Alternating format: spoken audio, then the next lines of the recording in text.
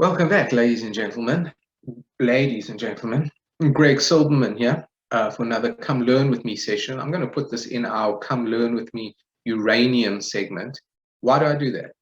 Well, uranium and nuclear is a mini investment thematic that we're very interested in. We've made some small investments and we're looking to make more. If you want to know what our investments look like, take a look at our sign up for our investment platform below under the Ritterban Invest link. If you want to know more of the various thematics that we follow, take a look at the mini groups that are linked down below. If you want to see what we're thinking and our investment procedures, philosophy, etc., take a look at our blog, gregsilberman.com below.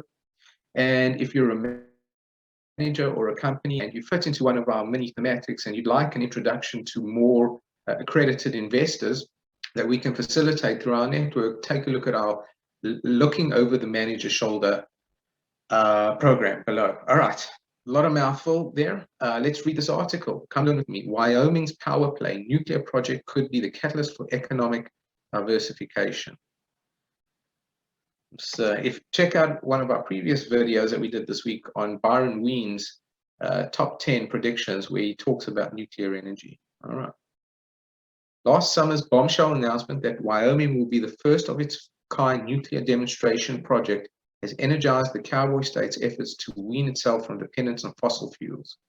Best known for its abundant, high-quality, and affordable coal reserves, Wyoming has been almost desperately seeking other economic drivers to diversify an economy that's shrinking faster as the mainstream of renewable energy technology accelerates. Could a new generation of smaller, nimble, and highly efficient nuclear power plants be the answer?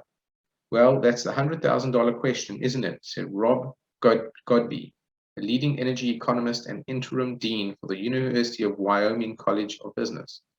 Nuclear is really a different effort than what we've done in the past, which is developing our other energy resources, Godby said. The benefit really is potential in economic diversification.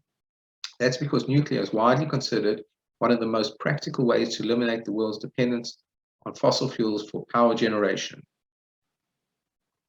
Guys, check out our other Come Learn With Me uranium segments. You'll see a lot of research supporting this. As the United States and other nations make addressing climate change a priority, the importance of revolutionizing the nuclear sector has become an area of focus. For Wyoming, it means all eyes are on the cowboy state as the site for smaller prototype plant in Kemmerer, developed by Bill Gates-backed TerraPower. It also is an opportunity for the state to develop other professions and support for nuclear, especially educating a new workforce.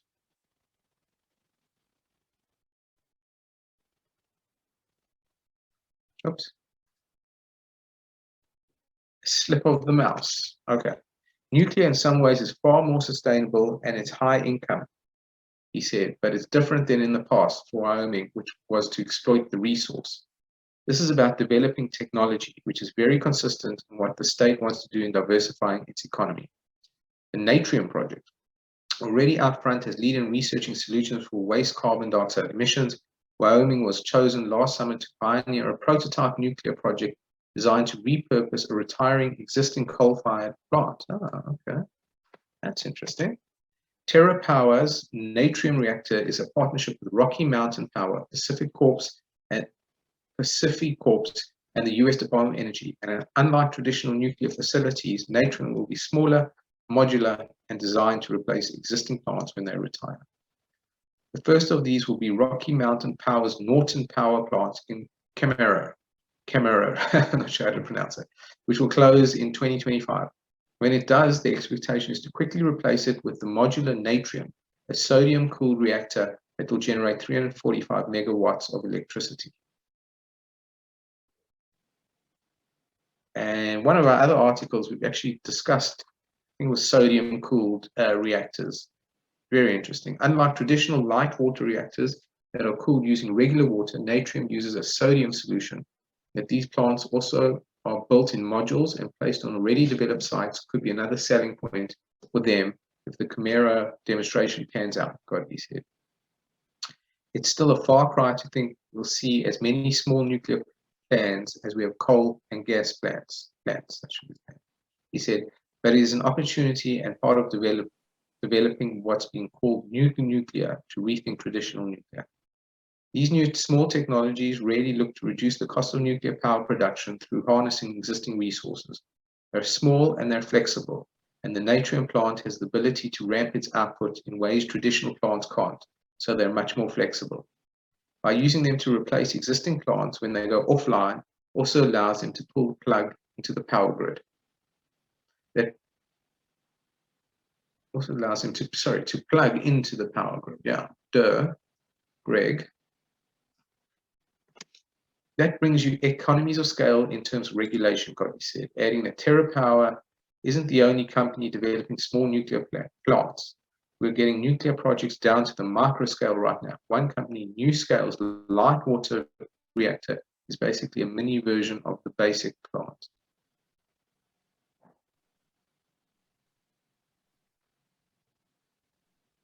All right.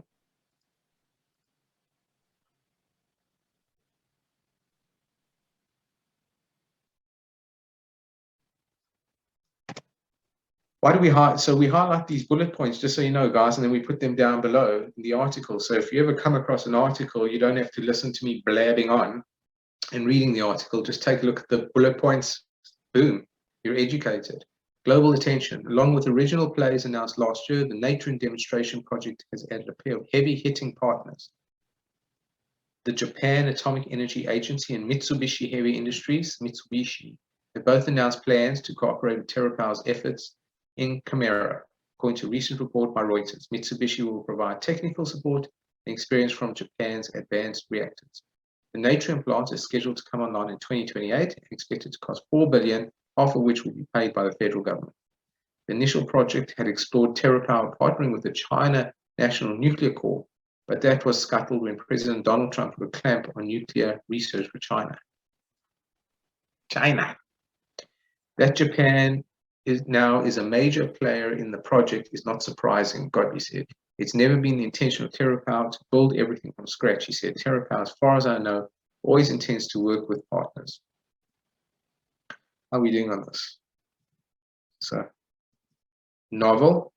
Okay, got little ways to go, so stick with us. It is interesting. Come on. Where were we? Politics and power.